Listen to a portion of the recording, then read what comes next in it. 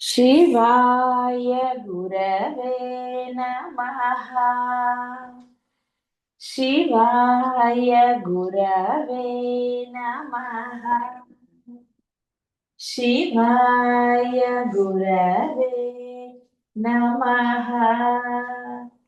शिवाय गुरवे नमः। शिवाय गुरवे नमः। निष्कारण न कारणं करणादि करणात् इह इपो करणादिहादिपो न च अस्य कश्चिత్ జనిత న చ అధిప అని శృతి చెప్తుంది. అంటే ఏ కారణము లేదు, కానీ సకల జగములకు తాను కారణం. కారణమగుచు వేరు కారణముకు తాను కార్యము ఎంత మాత్రము కాని. అంటే అన్నీ చేసేది ఆవిడే, కానీ కర్తృత్వ భావన ఆవిడకి లేదు. ఆవిడ ఎక్కడా కూడా అనౌన్స్మెంట్లు ఇవ్వదు, నేను చేశాను అని, నా వల్ల జరిగిందని. గుర్తించిన వాడికి గుర్తించినంత, అంతే. అంతే తప్ప తాను కర్తృత్వము ఎట్టి పరిస్థితుల్లోనూ వహించదు. సాక్షిగా ఉంటుంది అందరిలో అన్నది మీ అందరికీ తెలిసిన విషయమే కదా. అలా అన్నమాట. కర్తృత్వం అనేది ఆవిడకి లేదు. అలా అని ఆవిడ దేనికి కాదా అంటే అసలు ఆవిడే. ఆవిడ లేకపోతే ఏదీ లేదు. ఈ విధంగా నిష్కారణ దేహాది దృశ్య ప్రపంచమంతా పృథివ్యాది ద్రవ్య శబ్దాది గుణరూపం, నానావిధ క్రియారూపం, అనేక జీవజాతులు కల. ఇది అంతయు పరమ కారణమగు పరమాత్మ నుండియే ఆవిర్భవించే. ఆ కార్యరూపం ఆ పరమాత్మ నుంచే. పరాధీనత్వాది సప్త లక్షణ సంయుక్తము. పరమాత్మ సర్వ స్వతంత్రాది సప్త లక్షణ సమన్వితమై సర్వకారణమైనది అగుట పరమాత్మకు వేరు కారణము లేదు. కార్యలక్షణము లేనిదియు పరమాత్మ యందు గోచరించుటలేదు. గోచరించు సమస్తము కార్యము యొక్క దృశ్యమే కాన పరమాత్మ నిష్కారణ.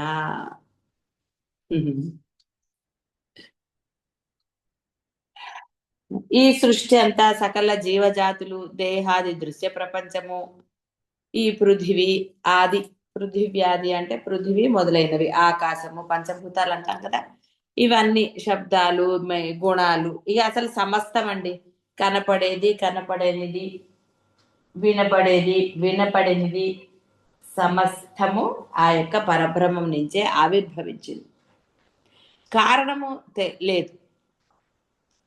ఆవిర్భవించడానికి కారణం వాడు. ఎందుకు అనేదానికి అక్కడ లేదు సమాధానం. పరాధీనత్వాది అంటే ఇప్పుడు అది దాని మీద మనం అందరము ఆధీనలమయ్యే ఉన్నాం, ఏమీ డౌట్ లేదు. అవి 7 లక్షణాలట.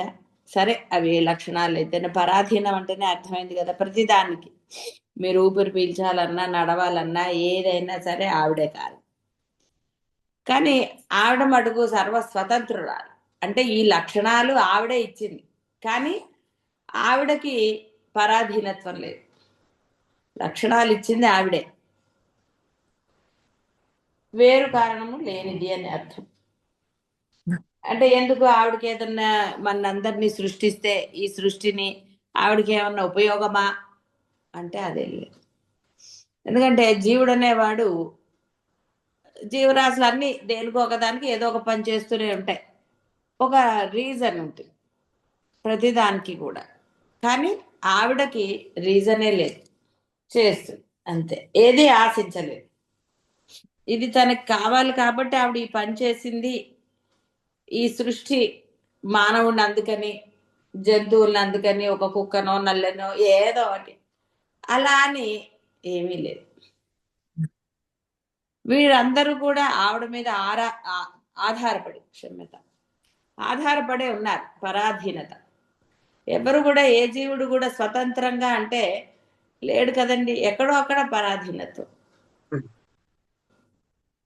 ఊపిరి పీల్చాలన్నా వాడికి కావాలి.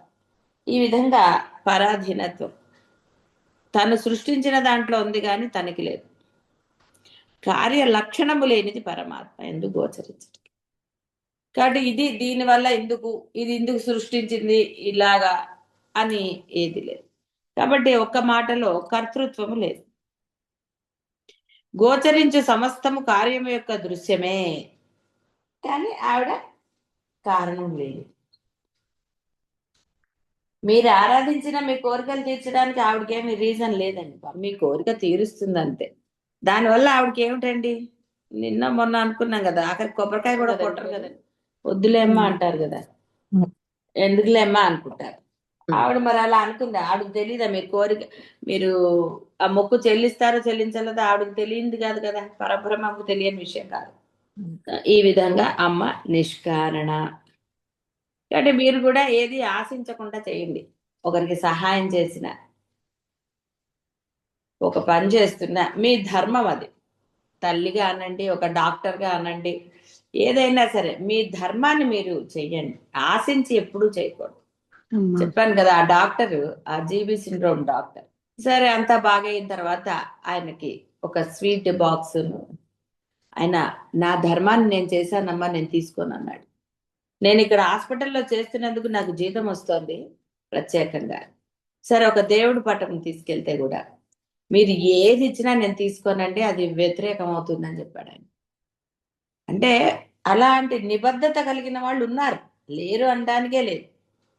ఒక గుడి పూజారి, మేము ఒక క్షేత్రానికి ఎక్కడికో వెళ్ళాం, ఆ గుడిలో పూజారి, అంటే ఇక బాహ్య ప్రపంచంలో అందరూ నమస్కారం చేయించుకుంటారు కదా అని పూజ అయ్యాక ఆయన వెంటనే నమస్కారం చేయొద్దమ్మా, ఈ ప్రాంగణంలో ప్రతి నమస్కారం స్వామికే చెందాలి తప్ప చేయడానికి లేదమ్మా అన్నాడు. అంటే సత్యాన్ని వాళ్ళు నిర్భయంగా చెప్పగలిగారు. చాలా సంతోషం వేసింది. నేను అన్నా చాలా చక్కగా చెప్పారండి, నేను మొహమాటానికే పెట్టాను మీకు, స్వామికే ఆలయం అంటే ఆయనది, ఆయన ఇంటిలో ఆయనకే నమస్కారం, వేరే వారికి నమస్కరించకూడదు అసలు. ఎందుకంటే ఆయనే ఉన్నతుడు కాబట్టి అక్కడే వాళ్ళకే నమస్కారాలు. ఆయన అంటే అలాంటి నిబద్ధత కలిగిన వాళ్ళు, అంటే ఆ ధర్మం. అక్కడ అతను ఒక ఎంప్లాయ్, గుడిలోంచి బయట దాటాకే నాకు నమస్కారం అండి, ఈ లోపల ఎక్కడ నాకు చేయడానికి లేదు, అసలు మీరు ఎవరికి చేయకూడదండి అని చెప్పాడు. అంటే ధర్మాచరణ కలిగిన వాళ్ళు ఉన్నారు. ఇంకా ఆ విధంగా అమ్మ కూడా అదే చేసింది, కానీ నేను చేశాను కదా అని ఆవిడేమంది, ఇందుకోసం చేశాను అని లేదు. నిష్కళంక, ఎట్టి కళంకము గాని ఎట్టి పాపము గాని ఏమాత్రము లేదు, శుద్ధం అపాపవిత్తం అని శృతి. రాగదోషములు గాని పుణ్యపాపములు గాని ధర్మ అధర్మములు గాని ఏమాత్రము లేనిది. అయితే ఇదేమిటండి ధర్మ అధర్మములు లేనిది అంటే, సూక్ష్మంగా మాట్లాడితే ధర్మం, నీ పని నువ్వు చేసావండి, దాన్ని ధర్మం అనడానికి కూడా లేదంటారు. తల్లిగా మీరు పిల్లల్ని పెంచారు, అది ఒక బోధలో చెప్పినప్పుడు ధర్మం అంటారు, అంతే, అది నువ్వు పెంచాలి, నువ్వు కన్నావు కాబట్టి. అంతేగాని అక్కడ ఆశించటం కానీ ఇంకోటి కానీ ఏదన్నా జరిగింది అనుకోండి, దానివల్ల సరే ఏం జరుగుతుందో మీ అందరికీ తెలిసిందే. ఇప్పుడు కొన్ని చెట్లు ఫలాలు ఇస్తాయి, మీరు నీళ్లు పోసాయని ఇచ్చిందా, లేకపోతే ఇంకోటి ఇచ్చిందా, లేదా మీరు ఏదన్నా ఇచ్చేసారని ఇచ్చిందా. కొన్ని చెట్లకు అసలు ఫలాలు రావు, కొన్నిటికి పువ్వులు కూడా పుయ్యవు, అంతే, వాటికి అది ఏర్పరిచాడు, అది మీ ఇష్టం, ఉంచుకుంటారో తీసేస్తారు. అంటే వాటికి అది అంతే, వాటి లక్షణం. ఇందా చెప్పారు కదా, సప్త లక్షణాలు, లక్షణం అంతే. ఇది కారణం అంటూ ఏం లేదు. కాయలు కాయని చెట్టుకు మీరు ఎన్ని చేస్తే మటు కాయలు వస్తాయండి, రావు కదా. అంటే ప్రత్యేకమైన దృష్టి కానీ ఇంకోటి కానీ అట్లా ఏది. కాబట్టి ఆ యొక్క ధర్మ అధర్మములు అంటే కార్యలక్షణం, అంటే కర్తృత్వమే లేదు. కాబట్టి ధర్మము అధర్మము అంటే అదే అర్థం. అంటే కర్తృత్వం లేనప్పుడు ఇంకా వేరేగా ఏముందండి, నా పని నేను చేసుకుపోతున్నాను, దాన్ని ధర్మం అనడానికి కూడా లేదు, ఏదీ లేదు అని అర్థం. ధర్మం లేదు కాబట్టి అధర్మం ఉందని కాదండి, అంటే అసలు వేరే ఒక భావమే లేదు, భావరహితమైన కార్యం. భావరహితమైన కార్యంలో ఏది లేదు, ఏ మాత్రములు లేదు. పరమానంద స్వరూపిణి అగుటచే ఎట్టి దుఃఖ దోషము, ప్రజ్ఞానఘన స్వరూపిణి అగుటచే ఎట్టి పాపము, దుర్గురూపం అగుటచే ఎట్టి మచ్చలు లేదు. దోషము, పాపము, మచ్చలు ఇటువంటివన్నీ దృశ్య పదార్థములకు దేహేంద్రియాది ఆశ్రయాలు, దృగ్రూప ధర్మాలు కావు. అందుచే కేవల దృగ్రూప మాత్రము పరమేశ్వరి నిష్కళంక. దృశ్య ధర్మములన్నీ ఆత్మ నుండియే ఆవిర్భవించును. ఆత్మ లేకుండా ఏది ఉంది? పరబ్రహ్మం లేకుండా ఏది లేదు. అంటే ఇక్కడ ధర్మ అధర్మములు ఇవన్నీ అంటే కర్తృత్వం ఉన్నవాడికే పుణ్యపాపాలండి. నేను చేశాను అని ఆశించిన వాడికే ఏదైనా. అది లేని వాడికి ఏముంటాయి? ఏది లేదు. నీ పని నువ్వు చేసేస్తే నీకు ఎందుకురా గొడవలన్నీ అని అన్నరా? సాధారణమైన మాట. కాబట్టి నీ పని నువ్వు చేసుకుని వచ్చాయి. అవతల వాడు ఏంటంటున్నాడో, వాడు చేశాడా చెయ్యలేదా, అవన్నీ నీకు అనవసరమైన విషయాలు. కాబట్టి నీ పని నువ్వు చేసేస్తే నీకు ఏ పాపము అంటదంట. అందుకే జ్ఞాని కర్మ చేసినా చెయ్యనట్టే, ఆయనకి ఏది అంటదు అన్నారు. ఎందుకంటే కర్తృత్వం లేదు. కర్తృత్వం లేనప్పుడు ఇవన్నీ ఏ లక్షణాలు లేవు. ధర్మ అధర్మాలు ఇందాక చెప్పిన పరాధీనత లక్షణాలన్నీ ఏవి లేవు. పుణ్యపాపము, ధర్మ అధర్మము, రాగదోషాలు ఇలాంటివన్నీ కూడా ఏం లేవు. కాబట్టి అమ్మ నిష్కళంక అంటే బాగా గుర్తుపెట్టుకోండి. మీరు ఎప్పుడైతే కర్తృత్వం వహిస్తారో దాని ఫలితం కూడా అనుభవించవలసి వస్తుంది. మీ పని మీరు చేశారు. ఇప్పుడు డాక్టర్స్ అయినా ఒక పేషెంట్ని ట్రీట్ చేస్తారండి. వాళ్ళ కర్తవ్యం వాళ్ళు చేస్తారు, వాళ్ళ ధర్మం వాళ్ళు చేస్తారు. ఏదైనా తర్వాత వాడికి ఎలా ఉంటుంది ఏంటన్నది ఎలా నిర్ణయించగలుగుతారు? వాళ్ళు ఎవరు నిర్ణయించలేరు. ఏ పేషెంట్కి అంటే ఈ పేషెంట్కి ఇది నయమైంది కాబట్టి రెండో పేషెంట్కి అదే అని అనడానికి లేదు. ఎవరి శరీరతత్వమా, వాడి కర్మలు ఇంకా ఎన్నో ఉంటాయి. కాబట్టి డాక్టర్లను ఇప్పుడు డాక్టర్ దోషమైనప్పుడు డాక్టర్లను అంటారు, యాక్టర్లను అంటారు, అది వేరే విషయం. వాళ్ళ దోషం లేనప్పుడు వాళ్ళని నిందించి ప్రయోజనం లేదు. వాళ్ళు వాళ్ళ యొక్క కర్తవ్యాన్ని చక్కగా నిర్వర్తించారు, అంతే. అది డిపెండ్స్, అంతే. అది ఎవ్వరు ఏమీ చేయలేదు. ఎప్పుడైతే డాక్టర్ తన కర్తృత్వాన్ని తీసుకోడో అప్పుడు అతనికి ఏది ఉండదు. అందుకే వాళ్ళు ముందే చెప్తారు, మా ప్రయత్నం మేము చేస్తాము, తర్వాత దైవాధీన వల్ల. అలా దేనికైనా అంతే. కర్తృత్వం తీసుకుంటేనే బాధ, ఆశిస్తే బాధ.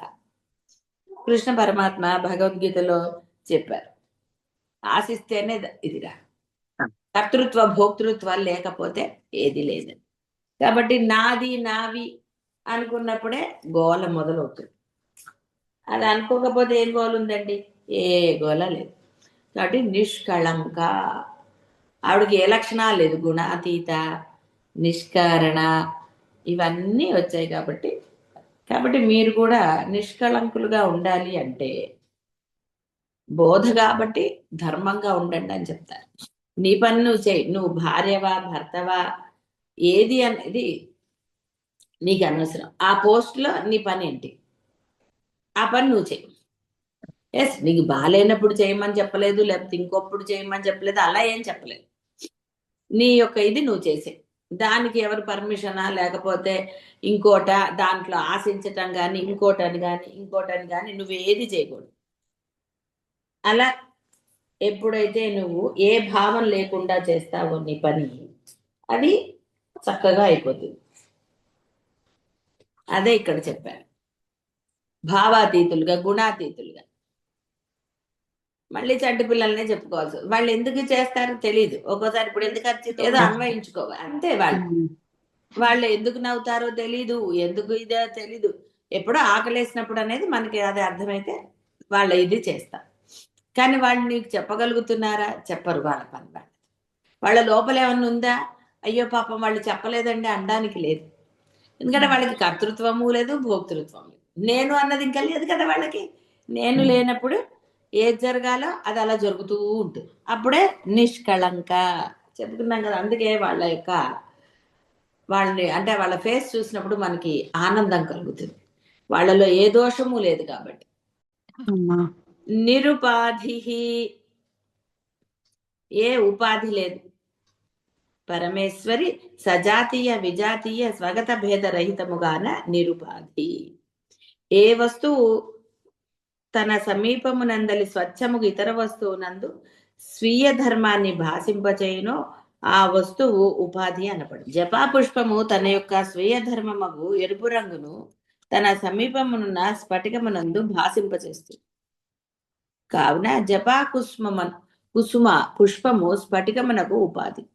ఆ రీతిగానే సత్ చిత్ ఆనంద లక్షణ మాత్రమగు పరమేశ్వరి యందు మాయా లేక అవిద్య జన్మాంతరీయ కర్మవాసన ధర్మమగు అసత్య జడ దుఃఖ పరిచ్ఛిన్నత పరాధీనత పౌరుషేయత ఇత్యాదులు ఆభాసింపచేయునుగాన మాయా విద్యలను కర్మవాసనలు లేక జీవుల కారణ శరీరము ఆత్మకు ఉపాధి అనపడును. కాబట్టి మనం అన్ని ఉపాధులన్నీ చాలాసార్లు మీరు ఉపన్యాసాలు వినేవాళ్ళైనా సరే ఇవన్నీ శ్రద్ధగా తెలుస్తుంది. ఇది ఒక ఉపాధి.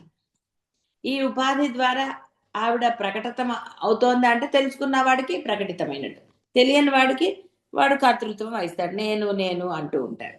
ఇవన్నీ వీడికి ఉన్నాయి. ఏది అవిద్యలు, ఏడవటాలు, పరిచ్ఛిన్నత, నశించటాలు, అసత్యం చెప్పటము, ఇలాంటివన్నీ వీడికి ఉన్నాయి.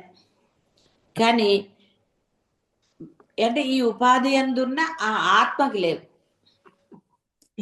నీకు ఆత్మ అవసరం కానీ ఆత్మకి ఉపాధి అవసరం లేదు. బాగా గుర్తుపెట్టుకో. మీకు ఆత్మ కావాలి. మీరు నడవాలన్నా ఏ చేయాలన్నా మీకు మీ లోపల ఉండాలి, ఆ శక్తి ఉండాలి. మీరు పరాధీనులు. కానీ ఆత్మక ఉపాధి ఉంటేనే తెలియబడుతుంది అనడానికి లేదు. ఎందుకంటే ఆవిడేం తెలియబడాలని కోరుకోలేదు. ఇప్పుడు మీరు ఐడెంటిటీ కావాలనుకున్నప్పుడు కదండి ప్రయత్నం చేస్తారు. ఆవిడ ఐడెంటిటీ కోసం ఆవిడేం ప్రయత్నం చేయలేదు. తెలుసుకున్న వాడికి తెలుసుకున్న తాను తెలియపడేటట్టు చేస్తుంది అంటే ఆవిడ అవకాశం ఇచ్చింది అంతే. అంతేగాని తన్ని తెలుసుకోరా, నేను చాలా గొప్పదాన్ని అని కాదు. రే నువ్వు నేను సమానమేరా, ఈ సృష్టి అంతా నాదే, నా లక్షణాలతో ఉంటే నువ్వు నేను ఇదిగానే ఉంటానరా, నీకు ఇంకప్పుడు నీ కర్మలన్నీ తీసేస్తాను. అయితే కొంతమంది వితండవాదం చేసినప్పుడు ఆవిడ ఎందుకండి కర్మలు ఇవ్వాలి, మళ్ళీ ఎందుకు చేయాలి అండి అని అంటే, మరి నువ్వెందుకురా ప్రతిదానికి ఏదో ఒకటి అంటున్నావు అంటే వాడి దగ్గర రీజన్ ఉందండి. ఒరే నువ్వు ఎట్టాగు చచ్చిపోతావురా. చూడండి మనం అంటే డాక్టర్లకు కూడా బాగా అనుభవం ఉంటుంది. మామూలుగా బయట వాళ్ళకు కూడా వాడు చనిపోతాడని తెలిసి కూడా ఎన్ని వేషాలు వేస్తారండి బయట ప్రపంచంలో. పోతాడని తెలుసు, వాడికి కూడా తెలుసు. అయినా వాడు ఏమన్నా ఆతృతలు మానేస్తాడండి? కర్తృత్వాలు ఏమన్నా మానేస్తాడా? మరి ఒరే నువ్వు నశిస్తున్నావురా, నీకు తెలుసు అది నేను నశించని దాన్ని అని అమ్మ అంటే వీడు సమాధానం ఎక్కడ ఉంటుందండి? అంటే ఒరే నువ్వే ఎంత తాపత్రయపడుతున్నావు, నేనేం తాపత్రయపడలేదే, ఇది నా ఇష్టం, నువ్వెందుకు చేసావు అంటే నువ్వు 100 సమర్థింపులు కారణాలు చెప్తావు. పోనీ అవన్నీ నిజమైనవా? నిజమైనవి అవ్వవు కదా అవన్నీ. అలాగే అమ్మకు అసలు ఏ కారణం లేదు, ఆవిడకి ఒక లీల ఆవిడది. అందుకని మనదేమో గోల, ఆవిడది లీల. అమ్మ ఎప్పుడు లీలలే చేస్తుంది, మీరెప్పుడు చేసేది గోలలే. అదే తేడా, గోలకి లీలకి తేడా తెలుసు కదా. గోల చేసే వాళ్ళకే ఈ కర్మవాసనలు, అసత్యాలు, జడ దుఃఖాలు ఇత్యాదులన్నీ కూడా. ఆవిడకి కర్మవాసనలు ఇవన్నీ ఏమీ లేవు కాబట్టి ఆవిడది లీల ఉంది. కాబట్టి అమ్మకి ఉపాధి అవసరం లేదు. కానీ ఆవిడ ఒక లీలగా ఉపాధిల్లో ఉంటూ, ఆ ఉపాధి ఎవరైతే అంటే మానవ ఉపాధి మాత్రమే తనంత వాళ్ళుగా చేసే అవకాశాన్ని ఇచ్చింది ఆవిడ. అంటే ఇక్కడ ఆ జపా పుష్పము ఎరుపు రంగులో ఉంటుంది. ఆ స్ఫటికం ఏదన్నా పెట్టినప్పుడు ఆ స్ఫటికం ఎరుపుగా కనపడుతుంది. ఎందువల్ల కనపడింది? దీనివల్ల కనపడింది. అంటే ఒక రీజన్. లేదా స్ఫటికానికి రంగు లేదు, అది తెలుపడానికి కూడా లేదు, స్వచ్ఛంగా అలా ఉంది కాబట్టి ఏ దోషం లేదు. స్ఫటికానికి మసి పూసారనుకోండి ఇంకా అందులో ఏం రంగు వస్తుందండి? రాదు. అందుకే తెల్ల కాగితం మీద అంటే తెల్ల గోడ మీద ఏదైనా చేయొచ్చు. ఆల్రెడీ అక్కడ ఉంటే మీరు ఏం చేయగలుగుతారు? కాబట్టి ఒకవేళ మీకు ఆ స్ఫటికమే రంగు కావాలంటే దాని ముందర ఏ వస్తువులు ఉంచరాదు. స్ఫటికం ముందర రంగు వస్తువులు ఏవి అంటే అసలు ఏ వస్తువు ఉంచినా అందులో ప్రతిఫలిస్తుంది కాబట్టి దాని ముందర లేకుండా చేస్తే మీకు అసలైనది తెలుస్తుంది. అలాగే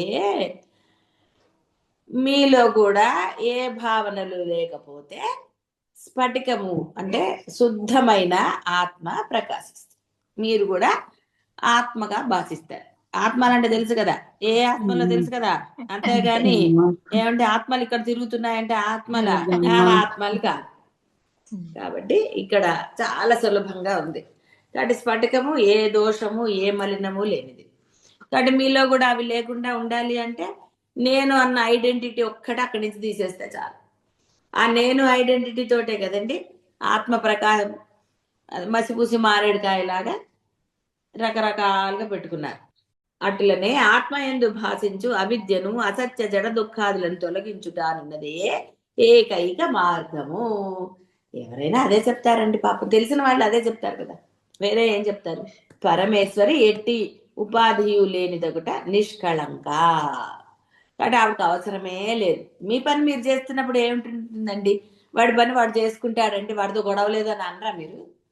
చాలా సహజమైన డైలాగ్స్ అవన్నీ. ఎక్కడ కూడా అద్వైతం కానీ మంచి లక్షణాలు కానీ ఏవి కూడా, పరమేశ్వరుని లక్షణాలు ఏవి కూడా మీకు తెలియంది కాదు, మీరు అనుభవించనిది కాదు, మీలో లేనివి కాదు.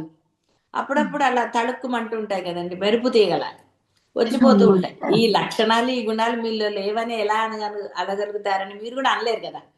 నేను మంచివాడినేనండి, మరీ అంత కాకపోవచ్చు కానీ కొంత మంచివాడిని అనరు. ఎవరన్నా చెడ్డతనం ఒప్పుకుంటారండి? వాడు అలా అనబట్టండి, లేకపోతే నాలో అంత చెడ్డతనం. అందుకే బేసిక్ గా అందరూ మంచివాళ్లే, ఎందుకంటే బేస్ అనేది ఆత్మ కదా. ఆత్మ ఇప్పుడు మంచిదే కదండి. అందుకే పుట్టినప్పుడు అందరు మంచి వాళ్ళే. పుట్టినప్పుడు ఏం తెలుస్తుందండి? ఏదో జాతకం చూపిస్తే తెలుస్తుంది కానీ, లేకపోతే ఏం తెలుస్తుందండి? అందరూ మంచి వాళ్ళే కదా. చెడ్డతనం ఎక్కడుంది? ఈశ్వర తనకెవరును ప్రభువులు లేనిది. నచ కశ్చిత్ జనిత నచ అధిప. తనకు సములు గాని అధికులు గాని ఎవరు లేరు. సకల చరాచర ప్రపంచమునకు తానే కారణము అగును గాని తనకు కారణము లేదు. మనం పుట్టడానికి, సకల జీవరాశులు పుట్టడానికి ఆవిడే కారణం. వీడు పుట్టాడు అంటే వాడిలో ఆత్మ ఉంది కదండి. ఆత్మ లేకపోతే వాడు పుట్టాడని అనగలరా మీరు? ప్రశ్నే లేదు. కాబట్టి ఇక్కడ ఒకరు అంటే అన్నిటికీ కారణం తాను అవుతుంది కానీ తనకి ఎవరు కారణం లేదు. అంటే తాను పుట్టడానికని, ఆవిడ పుట్టిందని ఎలా చెప్తారండి? ఆవిడ పుట్టిందే. ఎక్కడ పుట్టింది పాపం? ఎందుకంటే పుట్టిన వాడికి నచ్చింది ఎప్పుడో ఒకప్పుడు అదే చెప్పు. కాబట్టి ఇక్కడ అర్థం ఏంటి అంటే ఆవిడ అసలు పుట్టనే లేదు. ఉన్నది ఆవిడే అయితే ఇంకా మళ్ళీ పుట్టడం అంటూ ఎలా జరుగుతుందండి? అది ఉంది అంతే. కరెంట్ ఉంది కాబట్టి మీరు స్విచ్ చేయగానే ఫ్యాన్ అందులో ఉంది కాబట్టి, లేకపోతే మీరు స్విచ్ చేస్తే వస్తుందా, తిప్పితే వస్తుందా, ఏది వస్తుంది? ఫ్యాన్ తిరుగుతుంది. అంటే ఆల్రెడీ ఉంది కాబట్టి, అందులో ఆ తత్వం ఉన్నప్పుడే అది ఏది చేసినా. తత్వం లేనప్పుడు, కాబట్టి నువ్వు పుట్టావు అని అంటే అర్థం నీలో ఆత్మ ఉన్నది అని అర్థం. కాబట్టి నువ్వు ఏ పని చేస్తున్న తర్వాత అన్నిటికీ మూల కారణం, కానీ ఆవిడికి ఎవరూ లేరు. అయితే ఇక్కడ అద్వైత పరంగా నువ్వు నేను సమానం అంటోందంటే బోధలో సమానం. వీడికి దేహం ఉండదు కదా. దేహం ఉన్నప్పుడు వీడు ప్రయత్నం చేస్తాడు, ఇంకోటి చేస్తాడు, ఇంకోటి చేస్తాడు. దేహం లేని వాడికి అయితే ఇక్కడ మనం ఆవిడ ఒక సిస్టమ్ ఇప్పుడు ఒక ఆఫీస్లో ఒక సిస్టమ్ పెట్టుకుంటారు. ఇన్నేళ్ళు చేస్తే ప్రమోషన్, లేకపోతే ఇలా చేస్తే ఇలా కొన్ని రూల్స్ అండ్ రెగ్యులేషన్స్. అలా ఏ సంస్థకి ఆ సంస్థకి రెగ్యులేషన్స్ ఉంటాయి, దాని ప్రకారం నడుస్తుంది. ఆవిడ ఈ సృష్టికి ఒక రెగ్యులేషన్ పెట్టుకుంది, ఆవిడ కొన్ని రూల్స్ పెట్టుకుంది. ఆవిడ పెట్టుకుంది ఏమంది? కర్మలు చేసిన వాడిని మళ్ళీ పుట్టించాలి, కర్మలు చేయకపోతే వాడికి ఇంకా లేదు అసలు జన్మ అంది. ఆవిడ ఇందులో మార్పు చేర్పులు చేర్చుకో అంటే బాసుకుంటాయి కదండి. ఎప్పుడైనా ఎవరికి ప్రమోషన్ ఇవ్వాలి అక్కర్లేదు, డి ప్రమోషన్లు అనండి, లేకపోతే ఏంటంటారు ఇన్సెంటివ్స్ అనండి, ఇలా రకరకాలు వాళ్ళకి ఉంది. ఒక రూల్ పెట్టుకున్న ఆ రూల్ ని ఇది చేసే యొక్క అధికారం బాసుకుంటుంది. ఇంట్లో యజమానికి ఉండదండి. రూల్స్ పెడతాడు, ఎప్పుడన్నా అటు ఇటు మార్పు చేర్పులు చేసుకునే అధికారము అతనికి ఉంటుంది. కాబట్టి ఈ సృష్టికి ది బాస్ ఆవిడ. కాబట్టి నీ యొక్క కర్మల యొక్క దాన్ని బట్టి, అంటే నువ్వు ఆవిడని తెలుసుకుని అమ్మ నేను నీలాగే సుమ్మ ఇరు, నేను కూడా మాట్లాడకుండా ఉంటానమ్మా సాక్షిగాని అన్నప్పుడు ఇంకా ఆవిడ ఏమంది? సరే రై నిన్ను పుట్టించని పొమ్మని. అంతే తప్ప ఇక్కడ మీరు దేహం ఉన్నప్పుడే అంటే అర్థము, ఆ దేహం ఉన్నప్పుడే ఆ సాక్షిత్వంతో మీరు ఉండగలుగుతారు. సాక్షిత్వం ఉన్నప్పుడే మీలో ఏ భావము ఉండదు, అంటే ఉద్వేగాలు ఉత్పాతాలు లేకుండా ఉంటాయి. అదే బ్రహ్మానందం అన్నారు. దానికి ఉదాహరణగా ఎలా ఉంటుందండి బ్రహ్మానందం అంటే, చంటి పిల్లల్ని చూడరా, వాడు హాయిగా ఉంటాడు. పొట్ట నిండిపోయిన పిల్లలు చూడండి చక్కగా. సరే ఏడ్చే పిల్లల సంగతి నేను చెప్పను, మామూలుగా నవ్వుతూ ఉంటారు కదా పిల్లలు, అలా నవ్వుతూ ఉండే పిల్లల్నే తీసుకోండి. వాడు ఎందుకు ఏడ్చాడు, వాడి కర్మ ఏమిటో. ఎందుకంటే కర్మ లింక్ తోటే ఒకళ్ళ ఇంట్లో పిల్లలు పుడతారండి. ఆ దాన్ని బట్టే వాళ్ళ ఇది ఉంటుంది. కాబట్టి మరి ఆ కర్మ లింకుల వల్ల పిల్లలు కొంతమంది పాపం ఏడుస్తూ ఉంటారు, అది వేరు. కాబట్టి వాళ్ళని తీసుకోకండి. సహజంగా, చాలా సహజంగా ఒక పిల్లలు ఏడవకుండా ఆ పొట్ట నిండినప్పుడు చక్కగా ఆడుకుంటూ ఉంటారు, నవ్వుతూ ఉంటారు. ఎందుకు అరుస్తారో తెలియదు, ఒక 3 4 నెలలు కొంచెం అరుస్తూ ఉంటారు. ఇవన్నీ జరుగుతూ ఉంటాయి. అయితే అవి ఎందుకు అనే దానికి రీజన్ లేదు. కాబట్టి అమ్మకి వేరే ఇక్కడ మనం సమానులు అవుతామంటే మనకు కూడా బ్రహ్మాండ స్వరూపుడని ఒక కుర్చీ వేస్తారనా, అలాంటి భావనలు చేయకండి. అలాంటివి ఏం లేదు. అందుకని ఇక్కడ సమానము అంటే అర్థము, నేను ఎలా సాక్షిగా ఉన్నానో నిన్ను కూడా నేను అలా ఉంచుతానురా. అందుకని ఆవిడకి ఆ సమర్థత ఉన్నది. నీవు కొంత ప్రయత్నం చేస్తే నిన్ను ఆ సమర్థత అంటే నీకు ఆ సాక్షిత్వం ఇస్తుంది. ఎట్టి పరిస్థితుల్లో కూడా నీ సాక్షిత్వం దెబ్బతినకుండా, అంటే నీలో ఉత్పాతాలు జరగకుండా ఆవిడ నిన్ను కాపాడగలుగుతుంది. ఎందుకంటే ఆవిడ నీలోనూ ఉంది, బయట వాళ్ళలోనూ కూడా ఉంది. చెడ్డ వాళ్ళని నీ దగ్గరికి రానివ్వదు. ఎన్నో అనుభవాలండి. అమ్మ ఉపాసన చేసినప్పుడు, అంటే మనకి పరబ్రహ్మం తెలియనప్పుడు, ఒక దైవాన్ని ఉపాసన చేసినప్పుడు ఈ లక్షణాలన్నిటినీ చాలా సహజంగా మీకు ఇస్తుంది ఆవిడ, ఏం డౌట్ లేదు. కాబట్టి ఇక్కడ అది అందుకని ఆవిడ ఏమంది, నాకు సమమైన వాళ్ళు లేకపోమంది. బాస్కి సమానం ఉంటారండి అక్కడ ఎవరన్నా. ఒక ఆఫీస్ అని ఏదైనా సరే, యజమాని ఇప్పుడు రాజుగారు యువరాజు అంటారు ఒక రాజ్యంలో. వాడికి పట్టాభిషేకం చేశాకే వాడిని రాజు అంటారు తప్ప ముందర అంటారా? ఇంట్లో కూడా యజమానికి సమమైన వాళ్ళు ఇద్దరు కాబట్టి యజమాని యజమానురాలు అంటారు, అంతే. అంటే ఇద్దరిని చూస్తాం కాబట్టి. కానీ ఒక ఆఫీసులో ది బాస్ ఒక్కడే కదండి. తర్వాత వాళ్ళకి వేరే వేరే పొజిషన్స్. ఆయన సంతకం పెడితేనే అవుతుంది. వాళ్ళ పిల్లలైనా ఇంకోళ్ళైనా సంతకం మటుకు వాడే పెట్టాలి కదండి పాపం. ఆస్తి ఎవరి పేరు మీద ఉందో ఆయన విల్లు రాసి సంతకం పెడితే తర్వాత సరే వేరే అనుకోండి, దొంగ సంతకాలు అదే తర్వాత. ఇట్లా ఆవిడికి సమమైన వాళ్ళు లేరు అంటే అది. అంటే ఇక్కడ ఈ ప్రపంచంది కానీ మనకి ఏది అమ్మ గురించి తెలియదు అనడానికే లేదు అసలు. ఈ సిస్టమ్ తెలియదు, నేను ఎప్పుడు ఇది చేయలేదు అనడానికి కూడా ఉండదు. కాబట్టి అమ్మ సములు గాని అధికులు గాని లేరు. అధికులుగా ఉంటే ఇంకా ఆవిడని ఎలా అంటారండి, ఆవిడ ది బాస్ కన్నా ఎక్కువ ఉంటారు. సుప్రీం బాస్ అంటూ లేరు కదా. మనకి బాహ్య ప్రపంచంలో ఎంతో మంది ఉంటారు. ఒక అధికారికి ఇంకొక అధికారి, ఇలా ఈశ్వరులు అందరికీ వారి వారి కర్మ ఫలానురూపమగు అధికారాన్ని ప్రసాదిస్తూ ఉంటాడు పరమేశ్వరుడే. కాబట్టి ఈ పరమేశ్వరికి అధికారాన్ని ప్రసాదించే వాళ్ళు ఇంకోళ్ళు లేరు. ఎలా అయితే ఇప్పుడు అమ్మ గొప్ప అన్నప్పుడు అమ్మ ఈశ్వరుడికి కొన్ని కార్యాలు, విష్ణుమూర్తి కొన్ని, ఇలా బ్రహ్మకు కొన్ని ఆవిడ కేటాయించి కేటగిరీ. ఇక్కడేమి సెలవులు పెట్టడం అంటూ ఉండదు కదండి పాపం అక్కడ. నేను సెలవు మీద పోతా, నా పని నువ్వు చేయి అంటాడా బ్రహ్మదేవుడు? పాపం వాళ్ళకి సెలవులు లేవండి. అందుకే అనిమిషులు, వాళ్ళకి నిద్ర కూడా లేదు. కన్రెప్పలు ఇవ్వలేదు ఆవిడ. కన్రెప్పలు ఇస్తే నిద్రపోతాడు. అందువల్ల వాళ్ళ కన్రెప్పలు కూడా లేవు, అందుకే ఆకారాలు లేవు. నువ్వు అంటేనే బ్రహ్మదేవుడికి అవన్నీ అక్కడ శాస్త్రంలో వర్ణించారు కాబట్టి ఆయనకు 3 తలలు 4 తలలు, ఓ తల ఎందుకు పోయింది, అహంకారం వల్ల పోయింది. ఇలాంటివన్నీ నీకు ఎందుకు, నువ్వు బాగుపడ్డానికి, నువ్వు కర్మలు అనేది అనండి, నీవు నిశ్శేషుడు అవ్వడానికి నీకు ఆవిడ. అలానే ఆవిడ అమ్మయ్య ఒక్కొక్కళ్ళు కర్మలు తీసేసుకోండిరా, నాకు సృష్టి లేకుండా పోతుందని ఆవిడేమందు. ఆవిడకి ఇది ఒక లీల. కొంతమంది చాలా అవలీలగా చేసేస్తారండి అంటారు, ఎందుకంటే వాడు అందులో పర్ఫెక్షన్ వాడికి. కాబట్టి వాడికి కొంతమంది లెక్కలు టకటక ఎంత ఉన్నా చెప్పేయగలుగుతారు. వాడి బ్రెయిన్ అలాంటి అంత షార్ప్గా ఉంది అని అర్థం. ఎలా అంటే అని వాడి బ్రెయిన్ ఓపెన్ చేసి చూస్తే తెలుస్తుందా? తెలియదు కదండి. కాబట్టి ఈశ్వరుని అధికార పరిమితము కాకపోవట చేత పరమేశ్వరుడు అనబడతాడు. కాబట్టి అందుకనే పరబ్రహ్మము అన్నారు. వేరే వాళ్ళు చెప్పటం కానీ, వేరే వాళ్ళ ఇది చేయటం కానీ అలాంటివన్నీ ఏమి లేవు.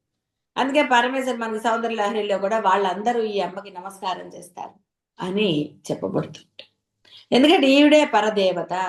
ఇంకా అంటే పరము లేనిది పరదేవత, తనకంటే పరము లేని. ఇందాక స్వగత భేదాలు ఇవన్నీ చెప్పారు కదా, భేదభావం లేదు, గుణభేదం లేదు ఆవిడకి, అందుకనే పరదేవత అంటారు. ఇక మించింది లేదు, పరబ్రహ్మం. ఈశ్వరత్వము తరమోత్కృష్టమును సర్వ నియంతృత్వముగాన నిరీశ్వర. పరమ ఉత్కృష్టం ఇక్కడ కొంచెం ఆ భాష కాబట్టి. దీనికి ఉత్కృష్టము అంటే ఇంక అసలు అల్టిమేట్. అనర్ఘ్య కైవల్య పదదాయిని. ఆవిడ ది అల్టిమేట్ నీకు ఇస్తుంది. ఇచ్చే శక్తి ఆవిడకి ఉందని చెప్పటం. ఆవిడ అలాంటి పదాన్ని అంటే అలాంటి ఇది నీకు ఇస్తుంది. దానికి మించినది లేదు అక్కడ నీకు. ఇంకా ఏమంటే ఇంకేమన్నా ఉందా? పోనీ ఇంకో పదవి ఏమన్నా ఉందా అని. ఇంకో పదవి ఎక్కడ ఉందండి? మన మామూలుగా సీఎం రాష్ట్రానికి అయితే అందుకు కదండి గొడవలన్నీ. సీఎంలు, పిఎంలు, ఎమ్మెల్యేలు. ఎవడు ఎమ్మెల్యే అయిన వాడు ఊరుకుంటాడండి? ఆ తర్వాత దానికి ప్రయత్నం చేస్తాడు. వాడికి సీఎం అయ్యే వరకు నిద్ర పట్టదు. ఎందుకంటే ఏది అసలైన పదవో దాన్ని పొందడానికి కదండి అందరు నానా కష్టాలు. రిటైర్ అయిపోయే లోపల డైరెక్టర్ అవ్వాలనుకుంటాడు. సరే, బాహ్య ప్రపంచంలో అంటే ఏవి చేసినా కూడా వాళ్ళకి చెల్లుబాటు అవుతుంది. అంటే కర్మ అనుభవిస్తాడు వాడు. కర్మ అనుభవించకుండా ఎలా ఉంటాడు?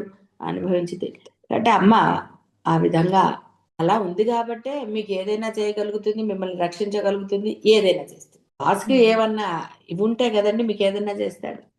ఇప్పుడు చూడండి, ఇల్లు కట్టినప్పుడు రాసి ఇచ్చేస్తారు కదండి వాడికి, మీరే పవర్ ఆఫ్ అటార్నీ అంటారు. అది ఉంటే వాళ్ళు ఏ పనులైనా చేయగలుగుతారు. అదే సొంతంగా ఒక ఇల్లు అనుకోండి, వీడు ప్రతిదానికి వెళ్తాడు కదా, ఇలా కట్టాడు, అలా కట్టాడు, అలా కట్టాడు. ఇప్పుడు అపార్ట్మెంట్స్ అలా కట్టినప్పుడు ఆ ప్లేస్కి మరి ప్రతిసారి వీళ్ళని పిలవలేరు కదండి అన్నిటికీ, అన్ని ఇల్లు కట్టాలంటే. కాబట్టి పవర్ ఆఫ్ అటార్నీ ఇలా రకరకాల. అంటే మీకు ఒక అధికారం ఇచ్చారు. అధికారం ఇస్తేనే మీరు ఏదైనా చేయగలుగుతారు. అంటే అక్కడికి సంబంధించి. కాబట్టి పరమేశ్వరికి ఒకళ్ళు అధికారం ఇవ్వక్కర్లేదు. ఇక్కడ నీకు ఎవడో ఒకడు అధికారం ఇవ్వాలి. ఒరే రేపటి నుంచి నువ్వు ఆఫీసర్వే అనగానే వీడి యొక్క ఇవి అన్ని మారిపోతాయి కదా. నువ్వు ఇప్పటివరకు క్లర్క్ అంటే పరిమితంగా ఉంది, ఆఫీసర్ అన్నప్పుడు ఇంకొంచెం వస్తాయి కదా ఆటోమేటిక్గా. అదే. కానీ అమ్మవారికి అలా లిమిటేషన్స్ ఏమీ లేవు. నీ రాగాదులు ఏమాత్రము లేదు. అరిషడ్వర్గ రహితమైంది. రాగమనగా అభిమత పదార్థములందు వాంఛ. ఆ వాంఛ తీరనప్పుడు కలుగు మానసిక పరిణామమే క్రోధము. దానిని ఇతరులకు చెందకుండునటులా తలంచుట లోభము. ఎన్ని వరుసగా చెప్పారు చూసుకోండి. కంటికి కనపడు మనము తలంచు ప్రతి విషయమును తాను కోరు దానినే గాంచుట మోహము. ప్రతి విషయములలో కూడా తాను కోరు దానినే గాంచుట అంటే తనకి ఇష్టమైందే ఆ మోహం. దానిని నేనే పొంది ఉన్నాను, ఇతరులకు లేదని తలంచుట మదము. అంటే ఆ పొగరు, అహంకారం అంటాం కదా. దానిని ఇతరులను కోరుచున్నారు గాన వారిని సాధింపనెంచుట మాత్సర్యం.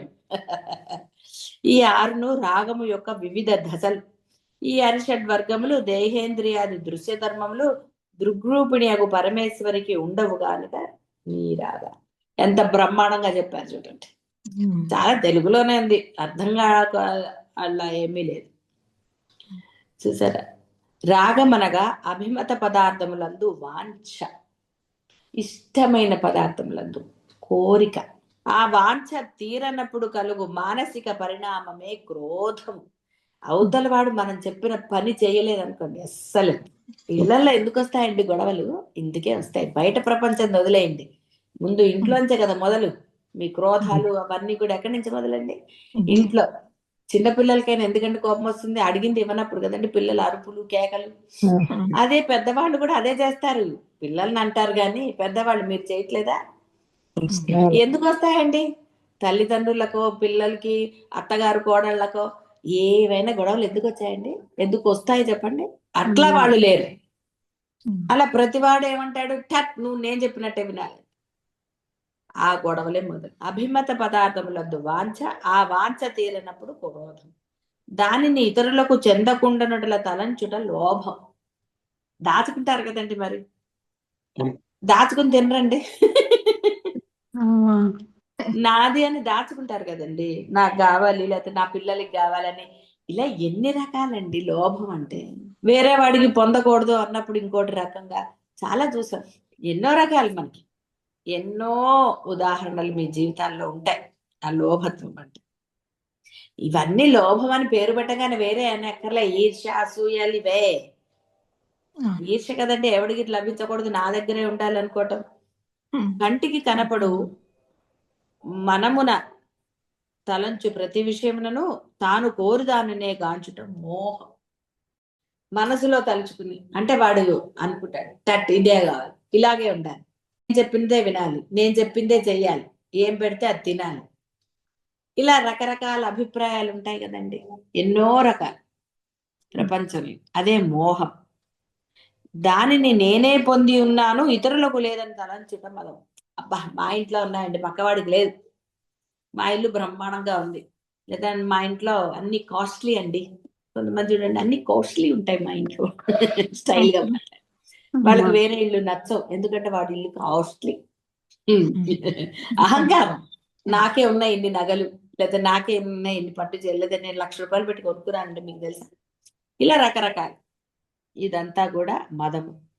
ఇతరులను కోరుచున్నారు గాన వారిని సాధించాలనేది మాత్సర్యం. ఈ మాత్సర్యాలే కదండి ఇంట్లో మళ్ళీ గృహంలో జరిగేవి ఇవే. పెళ్లి చేసిన తర్వాత కోడలి మాట వినొద్దంటే ఎట్లా కుదురుతుందండి. అప్పుడు కూడా తందే జరగాలి.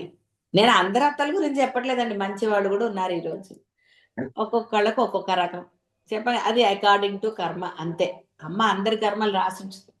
అందుకని అందరికీ మంచి కోడళ్ళు, అందరికీ మంచి అత్తలు, అందరికీ చెడ్డ అత్తలు చెడ్డ కోడళ్ళు ఇలాంటివి ఏం లేవండి. ఎందుకు అత్త కోడళ్ళు అంటామంటే చాలా సహజంగా మనకి ఎప్పటి నుంచే కాలం నుంచి ఇవన్నీ ఉన్నాయి కాబట్టి అది చెప్పడం అంతే తప్ప ఇక్కడ ఎవరో మిమ్మల్ని ఏదో నేను అంటున్నానని భావించకండి. ఇంత విన్న తర్వాత కూడా చెడ్డతనం ఉంటే ఇంకెందుకండి. ఇంత విన్న తర్వాత కూడా నేను అత్తగారిని, నేను కోడల్ని, నేను ఫలానా మీరు ఐడెంటిటీ ఉంటే మీరు ఎందుకంటే వింటాం అనవసరంగా కష్టంగా బాధగా ఉంటుంది కదండి. ఇప్పుడు ఇవి చెడ్డ లక్షణాలని చెప్పి ఆ చెడ్డవి ఆ లక్షణాలు మీలో ఉంటే మీరు ఫీల్ అవరా?